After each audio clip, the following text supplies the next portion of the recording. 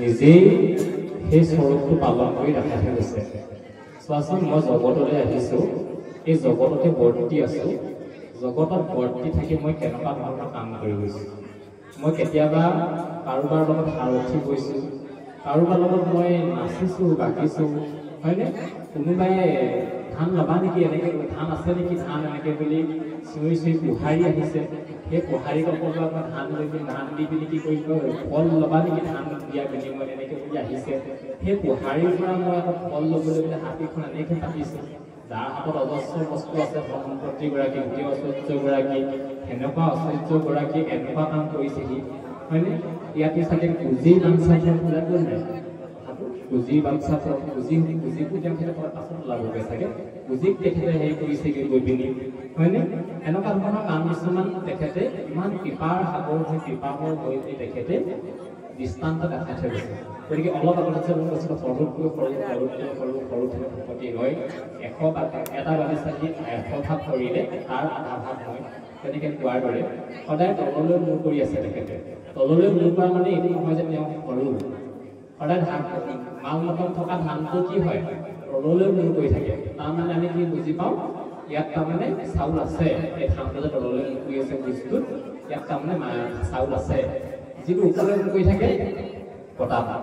তাৰমানে মই কৈছিলোঁ, দমকে যোৱা মানুহটোক আমি গম পাওঁ আৰু এইটো যেনে কোনো গুৰু মুখাই নমনা মানুহ, তাত যদি ভকত বহি আছে, খুব মানে আজিকালিতো টিভিত চিৰিয়েল এইবিলাক চিনেমাত দেখাই থাকে, আজিকালি বোৱাৰীৰ ব্যৱহাৰ কেনেকুৱা বা আমাৰ ল'ৰাবিলাকৰ ব্যৱহাৰ কেনেকুৱা, এনেকুৱাবিলাক দেখাই থাকে। গতিকে সেই দমকে যোৱা স্বভাৱটো যদি আমাৰো আছে, তেতিয়াহ'লে আমি গম পাওঁ আমাৰ যে ওপৰলৈ দাম খাই আছে কিবা এটা মূৰটো, সেই মূৰটোত তাৰমানে কিবা এটা নাই। গতিকে সেইকাৰণে আমি এনেকুৱা স্বভাৱ চৰিত্ৰ মানে আমি এনেকুৱা কামবিলাক কৰিছোঁ। কিন্তু এই ক্ষেত্ৰত কৈছে যে তোমাক শিশু গ'লেও তোমাক বেৰি গান গাইছে, কিবা কৰিছে, গোটেই ব্ৰতত শিশু লীলা কৰিছা, ভকতৰ বৈষ্ণৱ হৈ তুমি গোটেই ওপৰত দেখাই দিছা। কিন্তু এইখিনিতে উদাহৰণ এটা দিব লাগিব। যেতিয়া হনুমানে কৈছে, ৰাম ইমান কৃপা মই তুমি চাবা নেকি, ৰামে মোৰ নিচিনা মানুহটো ভকত কৰি ল'লে, তোমালোকক নকৰিব নেকি, এনেকে বুলি কৈছে। এই পৰম কৃতজ্ঞ ৰাম প্ৰভু ভগৱন্ত, অল্প ভজনতে কৰে বহুমান্যবন্ত। অকণমান ভজনতে ইমান মান্যবন্ত কৰি পেলালে। হনুমানক কৈছে, তোমাক মই মোৰ দাস হিচাপে তোমাক চিনাকি দিলোঁ, এই জগতত তুমি খ্যাতি লাভ কৰি যাবা। গতিকে ভগৱানক কি এটা প্ৰাপ্তি দি দিলে, হয়নে? সেই হনুমানে কৈছে, অযোধ্যাৰাম অযোধ্যা নিবাসী জীৱ জন্তু মস্তক, নীলা হাতী কৌতুকে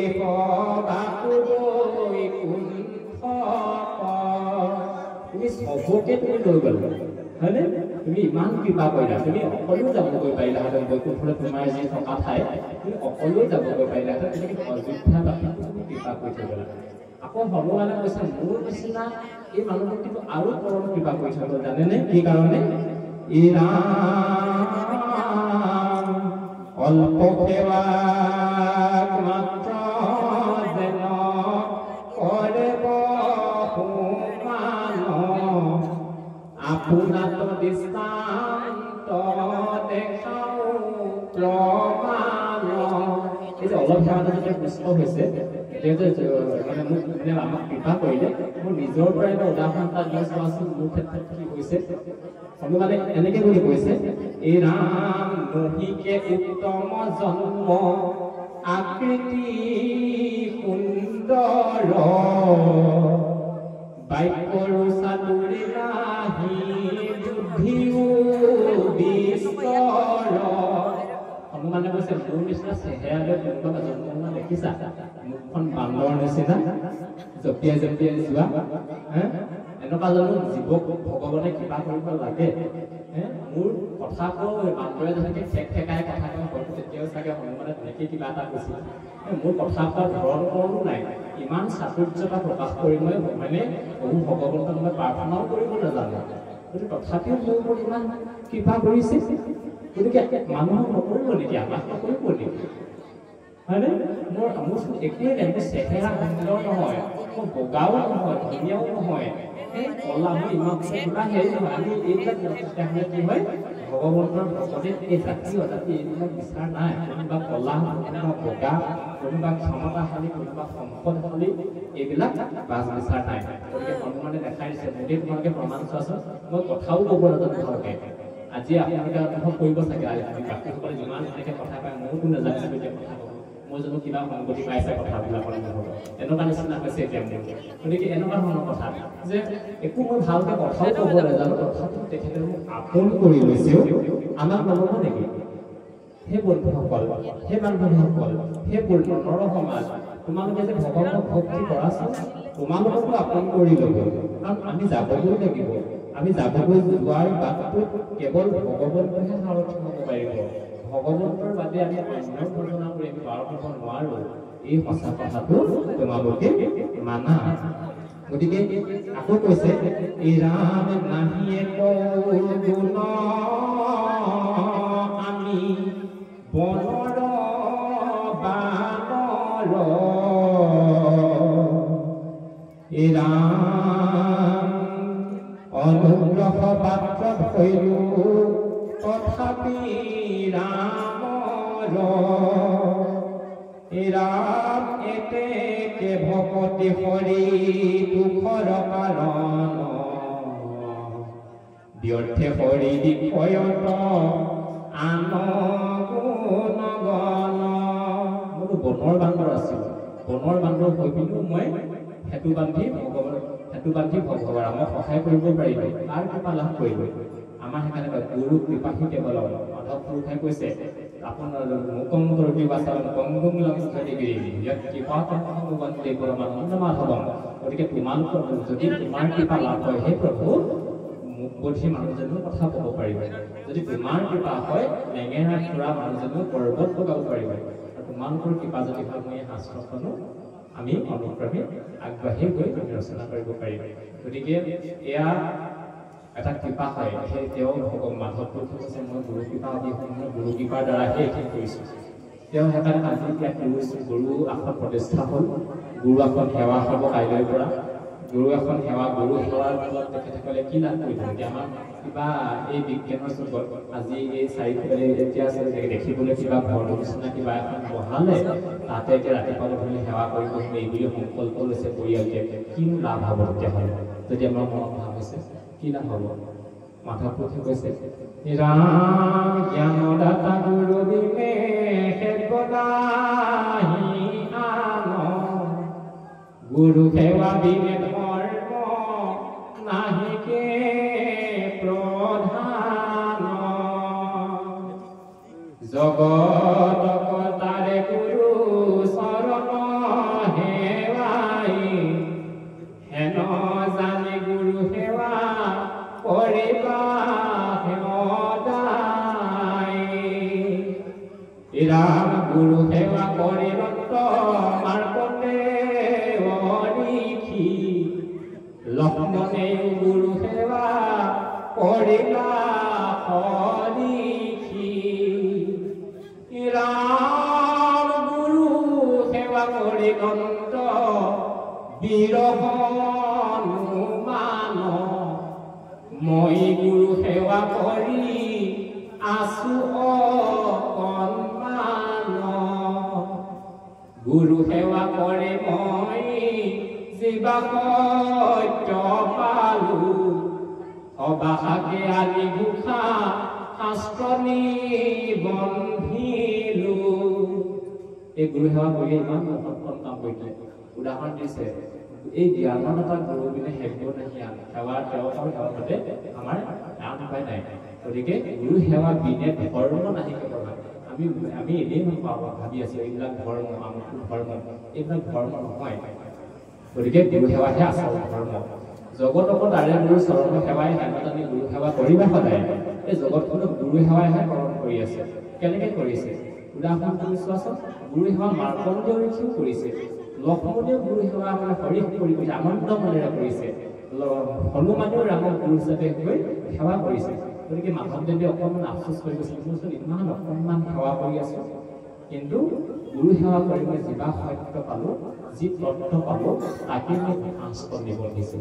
গতিকে আপোনালোকে যদি আজি শাস্ত্ৰখন আজি আমাৰ PhD ডিগ্ৰীধাৰীসকলে বা আমাৰ স্কলাৰসকলে যদি এখন যদি কিবা কৰিবলৈ যায়, একো আউধ নাপায়। এখন এনেকুৱা এখন শাস্ত্ৰ ইমান অকণমানি হ'লেও এই শাস্ত্ৰখনৰ ওপৰত হ'ব পৰা এখন গ্ৰন্থই নাই, কৈ থৈ গৈছে। হয় নাই? সাধু সন্ত মহন্তসকলে কৈ থৈ গৈছে যে এনেকুৱা এখন শাস্ত্ৰ পৃথিৱীত ওলাব যাৰ সমানে সমানে শাস্ত্ৰ সমানে সমানে আন এখন গ্ৰন্থ ৰাখিব পৰা যাব। গতিকে সেনেকুৱা এখন শাস্ত্ৰ গুৰুজনাই মহাপুৰুষ মাধৱদেৱ গুৰুজনে গুৰু সেৱাৰ মাধ্যমেৰে আমাক অসমীয়া সমাজক দি থৈ গ'ল। মহাপুৰুষসকলৰ চিন্তা চৰ্চা বৰ গভীৰ প্ৰসাৰী, সেইকাৰণে তেখেতক মহাপুৰুষ বুলি কোৱা হয়। প্ৰথমতে গুৰুজনে ভাগৱত দিলে, ভাগৱতৰ পাছত কীৰ্তন আহিলে। মানুহে ভাবিছে, গুৰুজনে ভাবিছে কলিতনো কি হ'ব, স্বভাৱে বিষয়ত অনুৰাগ, স্বভাৱে লম্পট হ'ব, বিষয়ত অনুৰাগ, এনেকুৱা হ'ব কলিত মানুহবিলাক। সময় নাইকিয়া হ'ব, কোনে ভাগৱত পঢ়িব এইখিনি সময়ত? কাৰো ভাগৱত পঢ়িবলৈ সময় নহ'ব। আপোনালোকে জানে কাৰোবাৰ ঘৰত ফুলনি খাওঁতে কাৰোবাৰ ঘৰত মানে মৰা সমান কৰোঁতে সেই কৃষ্ণ উদ্ধৱ বৈকুণ্ঠ প্ৰয়াত বা কিবা কৃষ্ণ উদ্ধৱ সংবাদ এনেকুৱা পাতখিনি অকল লেতেৰা হৈ যায়, বাকী চব নতুন হৈ থাকে। তাৰমানে কি, অকল কোনোবা মৰিলেহে সেইখন পাঠ কৰে আৰু টিকেট থৈ দিয়ে, সেইকেইখন চুঁতে সেইকেইখন লেতেৰা হৈছে, বাকী এইটো চব নতুন হৈ আছে, নাই পঢ়া সেইবোৰ তেনেকুৱা কৰি থৈছে। গতিকে এনেকুৱা শাস্ত্ৰবিলাক নপঢ়ে মানুহে এতিয়া কেনে, গতিকে সময় নাইকিয়া হ'ব। সেইকাৰণে মাধৱদেৱে পকেটতে লৈ থাকিব পৰা আজিকালি পকেট ডিষ্টিনীৰ নিচিনা এই গোঁসা শাস্ত্ৰখন দিলে। তাৰোপৰি এই যে মই আপোনালোকৰ কথা কৈ থাকোঁ বা এতিয়া কথা কৈ আছোঁ, বা মই এতিয়া MA পঢ়ি আছোঁ, MA পঢ়ি থাকোঁতে ইমান ডাঙৰ এটা চিলেবাছ থাকে, মোৰ সময় নাথাকে মই পঢ়িবলৈ, মোৰ কেতিয়াও সময় নাথাকে। আপোনালোকৰ যথেষ্ট ভাগ্যশালী, সততে আপোনালোকে ভগৱানৰ সম্বোধন কীৰ্তন কৰিবলৈ পায়, সততে সাধু সংগ পায়, কিন্তু মই বৰ ভাগ্যহীন, তাৰমানে মই একেবাৰে মই দুৰ্ভগীয়া, কাৰণ মই নাপাওঁ এইখিনি সময় কৰিবলৈ, অসমীয়া সময় নাপাওঁ। কিন্তু মই মোবাইলটোকে সাৰ্থক কৰোঁ। যদি মই শিৱসাগৰৰ পৰা ঘৰলৈ আহিছোঁ, মোবাইলটোত গোটেই 4 শাস্ত্ৰ আছে। আজিকালি ডেকাসকলে, যুৱক যুৱতীসকলে এইটোও অনুসৰণ কৰক। মোবাইল ফোনত আজিকালি আমি নিৰ্দিষ্ট বস্তু চব পায়, চবেই জানে। গতিকে মোবাইলটোতে পায়, মই মোবাইলটোতে যদি কিবা কীৰ্তন নজনা মই মুখস্থ কৰিব লাগে প্ৰথমৰ কাৰণে, মোৰ কলেজলৈ অহা যোৱা বা বাটটো দীঘল, মই তাতে কীৰ্তন জনা মুখস্থ কৰি থাকোঁ, সদায় অহা যায়। কাৰণ বাকীখিনি সময়ত মই ডিগ্ৰীখিনি গুৰুত্ব দিব লাগিব, মই নপঢ়িলে নহ'ব। মই এটা সংস্থাপনৰ কাৰণে মই যুঁজ দিব লাগিব, এখন ঘৰ ডাঙৰ ল'ৰা হিচাপে মই আগবাঢ়িব লাগিব, কিন্তু এনেকৈ আগবাঢ়ি গৈ থাকিব লাগিব মই। গতিকে এনেকুৱা ধৰণৰ কথা। গতিকে এইখিনি কৰি থাকিও আমি পঢ়া শুনা কৰি আছোঁ। এতিয়া নিজৰ কিবা শিক্ষাৰ ক্ষেত্ৰত অহংকাৰ কৰি আপোনালোকক অৱগত কৰিব পৰা নাই, মাত্ৰ একণিকা আভাস দিব বিচাৰিছোঁ যে MA কৰি থকাৰ মাজতে আপোনালোকে জানে ৰাষ্ট্ৰীয় পৰ্যায়ত পৰীক্ষা হয়, যিবোৰ নেট বুলি কোৱা হয়, কিবা কিবি বুলি কোৱা হয়। মই নেটো পৰীক্ষা দিলোঁ, মই PhD কাৰণে নেটো এতিয়া পাছ কৰি থৈছোঁ আপোনালোকৰ কৃপাত। কিন্তু মই ঠিক কৰা নাই যে মই কাইলৈ ডক্টৰেট ডিগ্ৰী খাম, মই এতিয়া PhD কৰিবলৈ মই এইখিনি যিটো পৰীক্ষা ৰাষ্ট্ৰীয় পৰ্যায়ত হয় সেইটো পাছ কৰি থৈছোঁ। কিন্তু আমাৰ যে সততে ল'ৰাসকলক কৈ থাকে তোমালোকে ভাগৱত পঢ়িলে পঢ়া নষ্ট হ'ব, কিয় কয় নক'বচোন এনেকৈ? কাৰণ আমিও পঢ়িছোঁ নহয়, আমিও পঢ়ি আছোঁ, ময়ো নেট পাছ কৰিছোঁ। আৰু মোৰ সন্মানীয় বিষয় যিটো মই অনাৰ্ছ হিচাপে লৈছোঁ, মোৰ সন্মানীয় বিষয়টো ইংৰাজী হয়। মই অসমীয়া নাই পঢ়া, মই হায়াৰ ছেকেণ্ডেৰীলৈকে মই অসমীয়া পঢ়িলোঁ। তাৰপিছত মই অসমীয়া বুলি ক'বলৈ ভাগৱতেই পঢ়ি আছোঁ, ভাগৱতীয়ে পঢ়ি আছোঁ। গতিকে ইংৰাজীহে মোৰ সন্মানীয় বিষয়। গতিকে আপোনালোকে কৃপা কৰিব, আমি গুৰুজনাৰ এই আদৰ্শকে সাৰোগত কৰি আমি যাতে আগবঢ়াই লৈ যাব পাৰিম। মাত্ৰ মই এইটো নকওঁ মোৰ নিচিনা হ'ব লাগে, বা মই এনেকুৱা উদাহৰণ দিয়া নাই যে ল'ৰা ছোৱালীয়ে মোৰ নিচিনাকৈ কিবা ক'বলৈ আহক, কিবা কৰিবলৈ আহক, এইটো নহয়।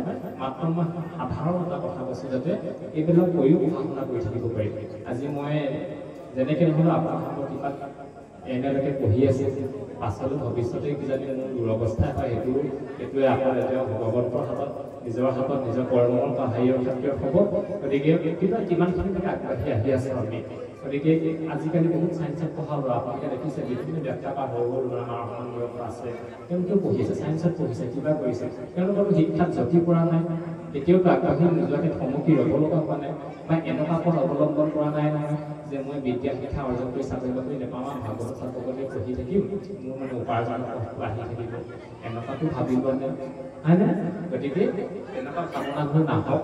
আৰু এই ভাগৱত ধৰ্মটো কেৱল আমি নিজৰ জীৱনটোক সুশৃংখলিতভাৱে যি এটা প্ৰগতিৰ দিশে আগবঢ়াই নিব লাগে সেইটো দিশতহে আমি জীৱনটোত কেনেকৈ শৃংখলিতভাৱে সজাম এই ক্ষেত্ৰতহে আমাৰ ভাগৱতে সহায় কৰিব ভাগৱতে কিবা টকা পইচা লাভ কৰিবলৈ কিবা কৰিবলৈ কাৰণ ভাগৱতে কি হ'ব মানুহ পোৱাৰ আখৰা কৰিব আজি এই মানুহৰ পৃথিৱীখনত মানুহ নাইকিয়া হৈ গৈছে ঢেৰ মানুহ থকা মোৰ থকা মানুহ ঢেৰ কিন্তু সঁচা মানুহ নাই কিন্তু ভাগৱতক যদি সৰু পৰাই যদি আপোনালোকে পৰিগ্ৰহণ কৰে অনুধাৱন কৰে তাৰ তত্ত্বসমূহ যদি বিচাৰ কৰি চায় এনেই নহ'লেও কিতাপৰ নিচিনাকৈ যদি পঢ়ি চায় তেতিয়া গম পাব ভাগৱতে মানুহ হোৱাৰ শিক্ষা দিব মানুহ হৈ পিনি আজি আমাৰ পিতৃ মাতৃসকলে যদি ল'ৰাসকলক বাহিৰত পঢ়াইছে তেওঁলোকে ঘৰত ঘৰ কৰাই আছে আৰু ল'ৰাটো কিজানি ৰুমত আছে বা নাই বিশ্বাস আছেনে বাৰু মোৰ ল'ৰাটোৱে বাহিৰসকলৰ লগত বেয়াকৈ কিবা খোৱা নাই বুলি বিশ্বাস আছে নেকি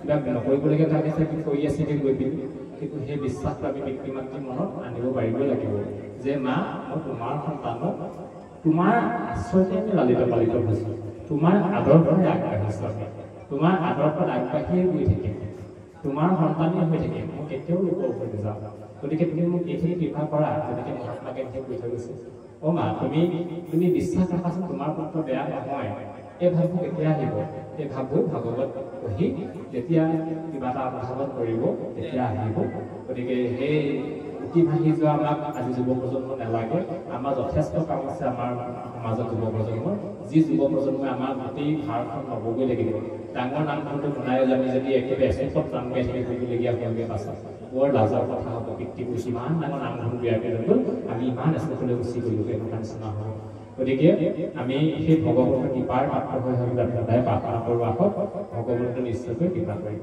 কৃষ্ণ